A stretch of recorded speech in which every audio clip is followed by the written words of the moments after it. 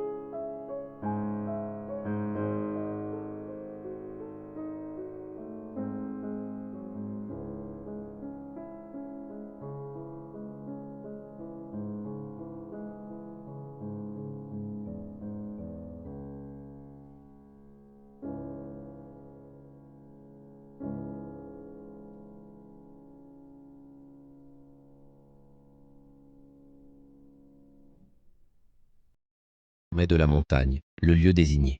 Le moment est venu. Abraham, avec une résolution qui glace le sang, construit un autel. Il arrange méthodiquement le bois qu'il a coupé 3 jours plus tôt. Puis vient l'acte le plus terrible de tous. Il lie son fils bien-aimé, Isaac, et le dépose sur l'autel, par-dessus le bois. Il le place là, comme on place une offrande. Isaac, selon la tradition, n'est plus un petit enfant mais un jeune homme, assez fort pour se débattre. Son apparente soumission suggère une confiance profonde en son père. Le moment le plus critique, le plus insoutenable de l'histoire, est arrivé. Abraham étend la main, il saisit le couteau, et il le lève pour immoler son fils. Son bras est en mouvement.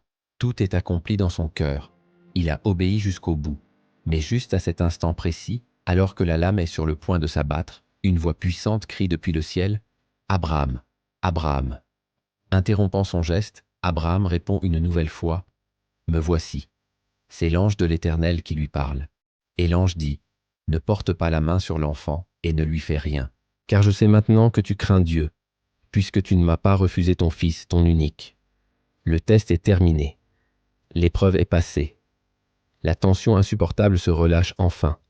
Dieu n'a jamais voulu la mort d'Isaac. Ce qu'il voulait, c'était tester la foi d'Abraham, voir si son amour et sa crainte de Dieu étaient plus grands que tout, même plus grands que son amour pour l'enfant de la promesse. Abraham a prouvé que sa foi était absolue, qu'il était prêt à tout remettre entre les mains de Dieu, sans réserve.